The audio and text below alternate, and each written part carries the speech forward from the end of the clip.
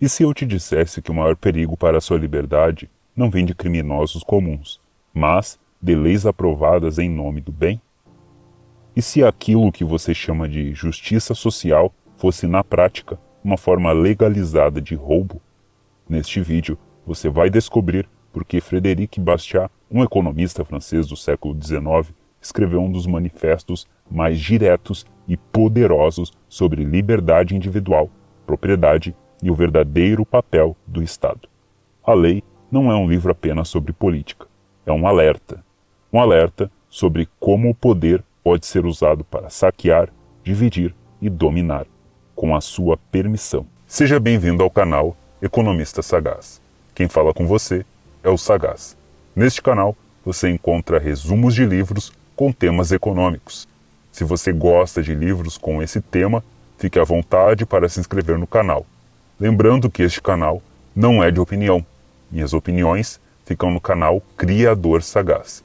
Esse canal é de resumos, ou seja, deixei o mais fiel possível ao autor do livro e resumi os conceitos ao máximo para não ficar tão longo o vídeo. Caso haja materiais complementares dos resumos que faço, deixo à disposição no Substack do canal.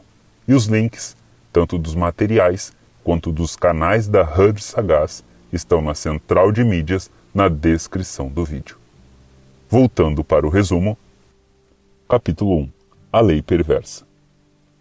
Logo nas primeiras linhas de Delon, Bastiat faz uma acusação contundente.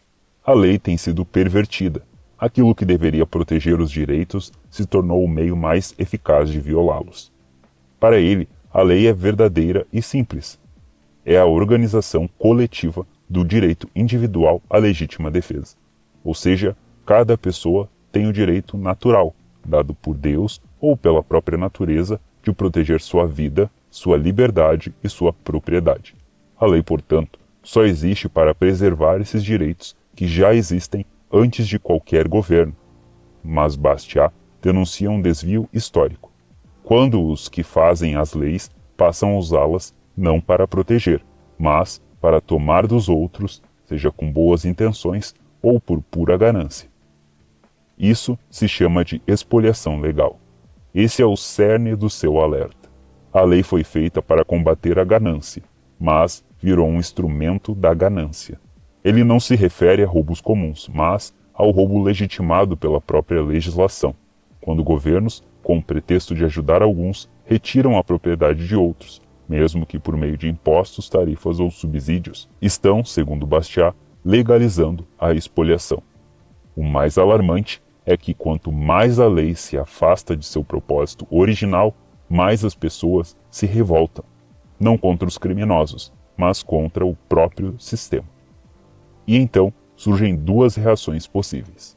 Ou os expoliados se rebelam para restaurar a justiça, ou se juntam ao jogo, tentando transformar a lei em um instrumento de benefício próprio.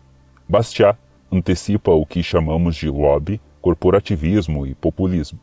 Quando todos percebem que é possível ganhar pela caneta do legislador e que não conseguiram pelo próprio trabalho, todos tentam capturar a caneta. Capítulo 2. O que é a lei? Para Frédéric Bastiat, a lei é uma ideia simples, mas frequentemente distorcida. Em sua essência mais pura, a lei é a organização do direito natural à legítima defesa. Ela não deve criar direitos, apenas protegê-los. Bastiat parte de uma visão natural do ser humano. Ele afirma que recebemos de Deus 3 dons fundamentais: a vida, a liberdade e a propriedade. E para protegê-los, temos o direito individual de usar a força. Mas, como o uso individual da força pode levar ao caos e ao conflito, a sociedade organiza uma força comum, o Estado, cuja única missão legítima é defender esses 3 direitos. A lei é a substituição da força coletiva à força individual com o propósito de agir onde os indivíduos têm o direito de agir, proteger pessoas, liberdades e propriedades. Mas aqui está o ponto-chave. A lei deve ser defensiva, nunca ofensiva. Seu papel é evitar a injustiça, não impor virtudes, nem corrigir desigualdades, nem organizar a moral da sociedade. Quando ela passa disso, quando tenta impor religião, educação, modos de produção, padrões morais ou redistribuição forçada, ela ultrapassa seu domínio natural, que é o da força. E força, lembra Bastiat, só pode ser usada legitimamente na defesa, nunca na imposição. Ele alerta que essa ideia, embora simples, é constantemente desvirtuada. Governos e legisladores passam a ver a lei como uma ferramenta para organizar a sociedade segundo seus próprios sonhos, desejos ou ideologias. E quando isso acontece, surge o que Bastiat chama de expoliação legal, o uso da lei para saquear uns em benefício de outros, tudo sob o manto da legalidade. O resultado disso, as pessoas deixam de ver a lei como protetora da justiça e passam a vê-la como um instrumento de luta, um prêmio que cada grupo tenta conquistar para usar contra os demais. A política, nesse cenário, vira guerra disfarçada. Bastiat então propõe um modelo de sociedade radicalmente simples e profundo. Um governo limitado que não se mete na vida das pessoas, mas garante que ninguém interfira na liberdade do outro. Nessa sociedade, ele afirma, haveria ordem, liberdade e responsabilidade pessoal. E talvez, pela primeira vez, a justiça. Capítulo 3. A origem da lei. Bastiat parte de uma pergunta fundamental. Se a lei é uma força legítima, de onde ela vem? E mais importante, para que serve? Para responder, ele começa com 3 elementos que, segundo ele, formam o ser humano: personalidade, liberdade e propriedade. Esses 3 direitos naturais, dados por Deus ou pela própria natureza, são anteriores a qualquer governo. Eles não foram concedidos pela lei, são a razão de ela existir. A conclusão de Bastiat é: a lei e a organização coletiva do direito individual, a legítima defesa. A lei é a organização coletiva do direito individual, a legítima defesa. Ou seja, a única função legítima da lei é proteger aquilo que o indivíduo já tem, o direito de proteger por si mesmo, sua vida, sua liberdade e seus bens. Nesse ponto, Bastiat traça uma distinção crítica entre o que a lei deveria ser e no que ela se transformou. Em sua forma pura, a lei deveria ser como um escudo, uma proteção contra injustiças, mas, quando deturpada, ela vira uma espada nas mãos de quem quer dominar. Ele afirma que se uma sociedade fosse organizada com base apenas nesse princípio, proteção da pessoa, da liberdade e da propriedade, o governo seria mínimo, justo, barato e quase imperceptível. A população viveria em paz e a responsabilidade individual floresceria. A lei só seria sentida como o abençoado dom da segurança. Mas Bastiat não se ilude. Ele observa que, na prática, a lei raramente se limita a essa missão defensiva. Em vez disso, é usada para privilegiar uns às custas dos outros. E é aqui que ele começa a denunciar com veemência o fenômeno que vai dominar os próximos capítulos: o saque legalizado, ou, como ele mesmo nomeia, a expoliação legal. Capítulo 4. A perversão da lei. Bastiat inicia esse trecho com uma denúncia direta. A lei, criada para proteger a liberdade, a propriedade e a vida, tem sido corrompida. Em vez de ser um escudo contra a injustiça, ela passou a ser usada como instrumento dela. Em vez de limitar a ganância, passou a servir a ela. Essa corrupção, segundo Bastiat, não surgiu por acaso. Ela nasce de 2 impulsos humanos profundos: a ganância nua e crua e uma filantropia mal direcionada. A primeira quer lucrar à força. A segunda quer fazer o bem, também à força. Ao analisar a ganância, Bastiat lembra que a história da humanidade está repleta de episódios que provam a tendência do homem de viver às custas dos outros. Inúmeras guerras, escravidão, opressões religiosas, fraudes comerciais e monopólios são exemplos dessa inclinação natural ao saque. Isso porque o trabalho, embora necessário, é doloroso, e sempre que o roubo é mais fácil do que o esforço, ele tende a prevalecer. Neste contexto, a lei deveria funcionar como uma barreira contra a pilhagem. Afinal, se o trabalho exige esforço e o roubo oferece um atalho, cabe à lei tornar esse atalho mais arriscado do que vantajoso. A justiça surge justamente como esse equilíbrio, onde o fruto do esforço individual é protegido de ataques externos.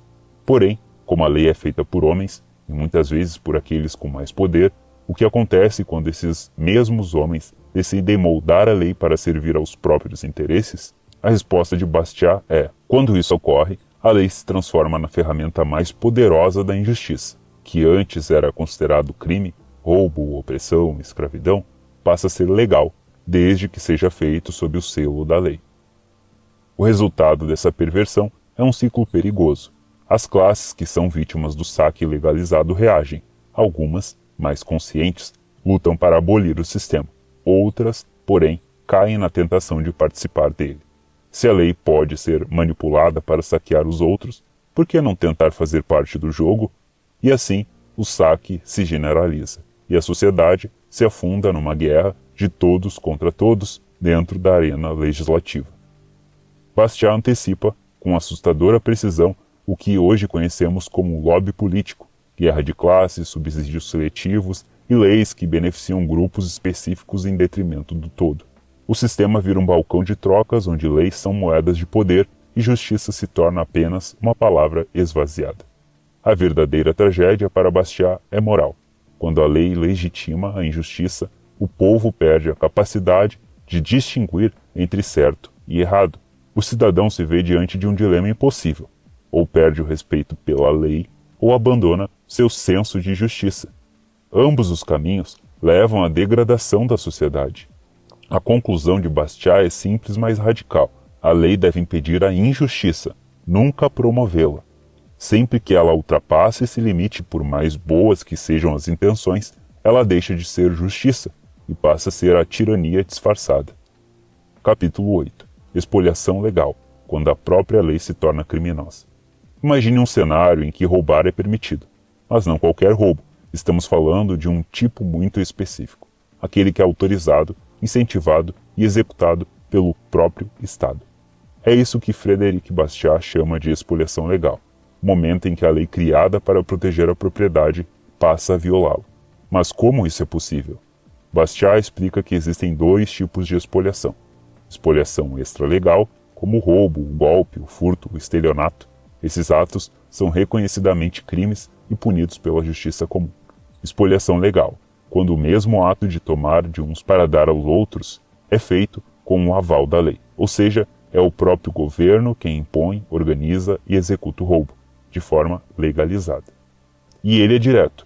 Quando a lei se torna instrumento de expoliação, ela perde sua legitimidade moral. Aquilo que um cidadão não pode fazer por conta própria, como confiscar os bens de outro, também não deveria ser feito por meio de leis que apenas transferem esse mesmo ato a políticos ou burocratas. Essa expoliação legal pode surgir como exceção, por exemplo, quando uma lei beneficia uma pequena elite, mas tende a se expandir rapidamente. Por quê? Porque aqueles que são expoliados vão cedo ou tarde querer participar do jogo, e então começa a guerra de todos contra todos. Sindicatos, corporações, indústrias, ONGs, partidos, todos tentando influenciar o poder legislativo para garantir que sua fatia da expoliação seja mantida ou ampliada. Para Bastiat, o sinal claro de expoliação legal é simples. Veja se a lei tira de uns o que é seu para dar a outros o que não é seu. Se isso acontece, temos uma inversão total da justiça. E pior, a própria vítima é tratada como culpada. O espoliador, protegido. A injustiça vira política de Estado. Ele também alerta que esse processo cria uma corrida destrutiva, onde o objetivo não é mais produzir riqueza, mas captar privilégios, via tarifas, subsídios, isenções ou leis de proteção a determinados grupos. No fim, essa perversão da lei não apenas destrói o respeito à justiça, mas também apaga da consciência social a diferença entre certo e errado. A sociedade começa a enxergar o roubo institucionalizado como um direito. E nesse momento, é difícil reverter. Capítulo 9. A tríplice escolha, entre o saque legal e a justiça verdadeira. Neste ponto da obra, Bastiat apresenta um dilema essencial, simples, mas poderoso. Quando se trata de leis e do uso da força estatal, só existem 3 possibilidades, e todas as sociedades precisam escolher uma delas. 1. Quando poucos saqueiam muitos. 2. Quando todos saqueiam todos. E 3. Quando ninguém saqueia ninguém. Essa tríplice escolha revela a estrutura oculta da legislação moderna. O autor mostra que toda a intervenção estatal, mesmo sob o pretexto de justiça social, igualdade ou caridade, inevitavelmente cai em uma dessas categorias. Ele chama isso de expoliação legal ou saque legal, quando a lei, em vez de proteger os direitos, se torna instrumento para violá-los. 1. O saque parcial, a antiga elite legislativa. Historicamente, o saque legal surgiu quando poucos tinham o privilégio do voto e usavam o poder legislativo para favorecer seus próprios interesses. Tarifas protecionistas, subsídios monopólios. Esse é o saque parcial. Leis feitas por uma minoria rica beneficiando a si própria à custa da maioria.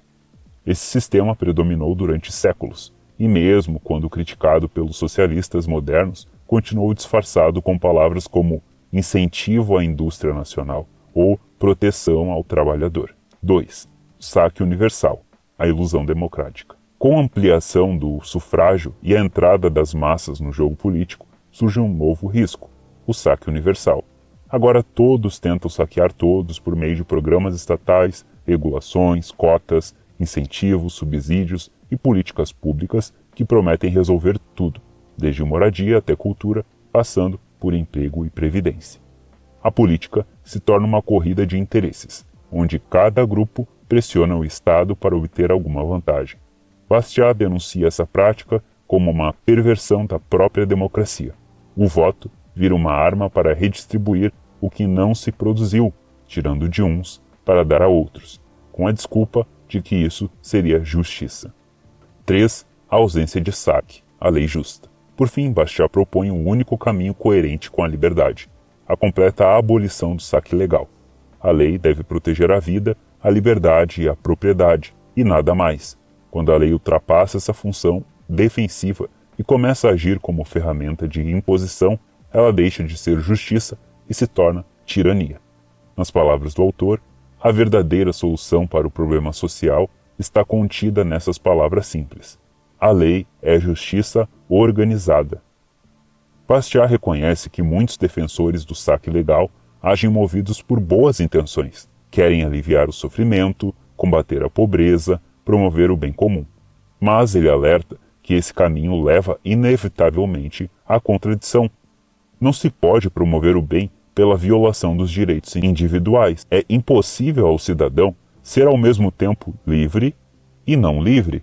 Fraternidade legal destrói a liberdade, e onde não há liberdade, não há justiça.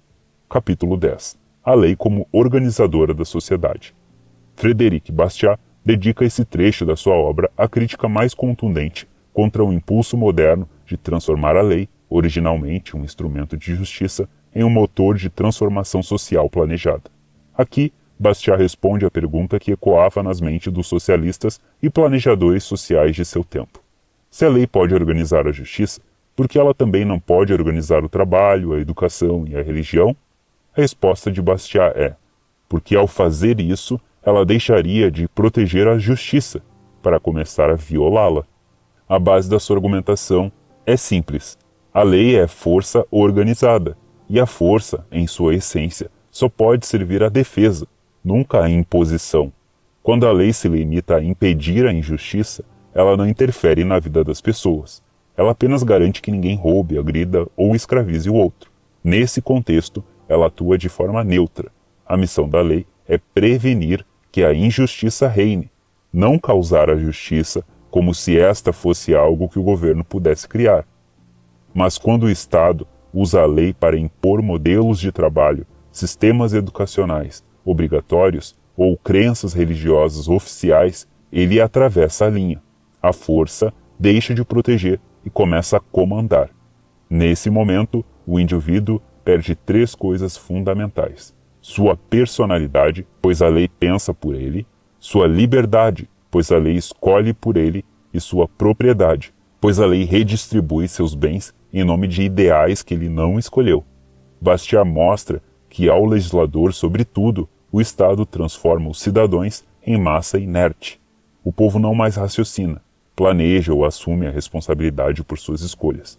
Tudo isso é delegado a um novo tipo de poder, o legislador supremo, aquele que se vê como um organizador da sociedade. O resultado? A destruição da justiça em nome da utopia.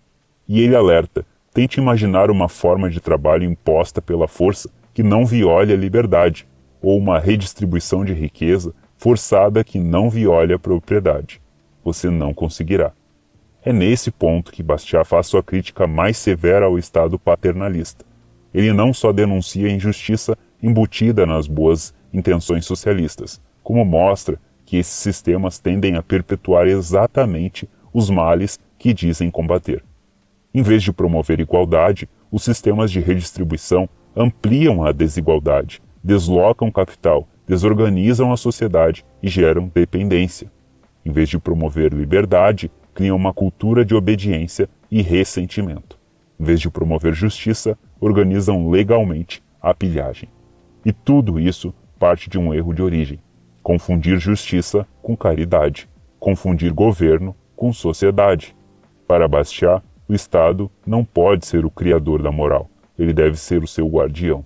Não pode planejar a vida do povo, pode apenas protegê-la. Quando a lei ultrapassa esse limite, ela se torna o contrário do que deveria ser. Ela passa de escudo de liberdade a instrumento de opressão. Capítulo 11. A confusão entre governo e sociedade. Bastiat dedica a este trecho a desmontar uma das confusões mais perigosas do pensamento político moderno, a ideia de que o governo é responsável por organizar todos os aspectos da sociedade. Ele argumenta que muitos socialistas e reformadores partem das premissas erradas de que, se algo está errado na sociedade, o governo deve intervir diretamente para consertar, como se a sociedade fosse um objeto a ser moldado de fora para dentro. Mas Bastiat alerta: a sociedade é anterior à lei. A sociedade cria a lei, não o contrário. Para ele, a sociedade e governo são coisas diferentes. A sociedade é o conjunto natural das relações humanas: trabalho, trocas, linguagem, cultura, amizade, cooperação. Já o governo é apenas uma instituição criada para garantir que essas relações não sejam destruídas por agressão ou fraude. Por isso, quando o governo ultrapassa essa função protetora e tenta dirigir a economia, as ideias, a cultura ou os valores de um povo, ele deixa de ser um guardião da ordem e se torna um engenheiro social, alguém que tenta consertar a sociedade usando a força da lei. O problema? O uso da força para impor virtudes, corrigir desigualdades ou realizar utopias destrói os próprios fundamentos da liberdade. Segundo Bastiat, os socialistas da sua época, e por extensão muitos reformadores modernos, acreditam que sem intervenção estatal, a sociedade se degeneraria automaticamente em caos, miséria e injustiça. Por isso defendem que o Estado deve ser o provador de tudo: educação, saúde, moradia, trabalho, cultura. Mas Bastiat rebate: eles ignoram que os seres humanos têm por natureza capacidade de se organizar, aprender, produzir, trocar e cooperar livremente. Ao assumir que o povo é incapaz de agir por si mesmo, esses reformadores transformam os cidadãos em objetos passivos, a serem moldados por um Estado paternalista. Isso destrói a dignidade humana e cria uma relação de dependência. Bastiat afirma que essa visão de mundo não é apenas equivocada, é perigosa, porque abre caminho para governos totalitários onde tudo é decidido pelo Estado em nome de um suposto bem coletivo. Confundir governo com sociedade é o primeiro passo para a servidão. Capítulo 12. O legislador como moldador da humanidade. Neste ponto, Bastiat passa a atacar a mentalidade mais perigosa da política: a ideia de que o legislador ou o governante tem autoridade e sabedoria para criar uma nova sociedade do zero, como se estivesse esculpindo uma estátua de mármore inerte. Segundo ele, esse erro vem de filósofos e políticos que enxergam o povo como massa moldável, não como indivíduos livres e criativos, mas como matéria bruta a ser manipulada por leis e planejamentos centralizados. A humanidade é considerada material inerte que o governo deve moldar. Bastiat lista diversos pensadores e estadistas que, em sua visão, caíram nessa armadilha: Rousseau, Platão, Robespierre, Mabille, Morelli, entre outros. Todos eles partem do mesmo princípio: o povo é ignorante, corrupto, desorganizado, e só será salvo se um legislador iluminado impuser ordem de cima para baixo. Essa visão, diz Bastiat, nega a liberdade individual, a responsabilidade pessoal e a inteligência distribuída da sociedade. Ela transforma o Estado em uma espécie de Deus secular e o povo em massa infantilizada. Eles querem ser pastores e o povo ovelhas. O perigo disso é claro. Quando o legislador se julga no direito de reestruturar toda a sociedade, ele inevitavelmente usará a força, a lei, para impor sua visão. E essa força, mesmo que usada com boas intenções, viola os direitos fundamentais de quem pensa, age ou deseja viver de forma diferente. É nesse momento que nasce a tirania disfarçada de justiça social. Bastiat não nega que muitos desses reformadores sejam movidos por boas intenções. O que ele denuncia é o método escolhido, a imposição pela lei. Ele mostra que nenhuma virtude pode ser imposta, nenhum progresso real nasce da coerção. A liberdade, não o constrangimento, é o verdadeiro agente civilizador. Em vez de moldar o povo, o legislador deveria apenas garantir sua liberdade. É na liberdade, e só nela, que a educação, o trabalho, a moral e a prosperidade florescem de forma autêntica. Capítulo 13. O povo e sua responsabilidade moral diante da lei. Depois de denunciar o uso da lei como ferramenta de saque e dominação, Bastiat conclui sua obra com um apelo direto ao povo. A responsabilidade última por uma lei injusta não está apenas nas mãos dos legisladores, mas também nos cidadãos que aceitam ou pedem sua imposição. Essa é uma virada poderosa no argumento.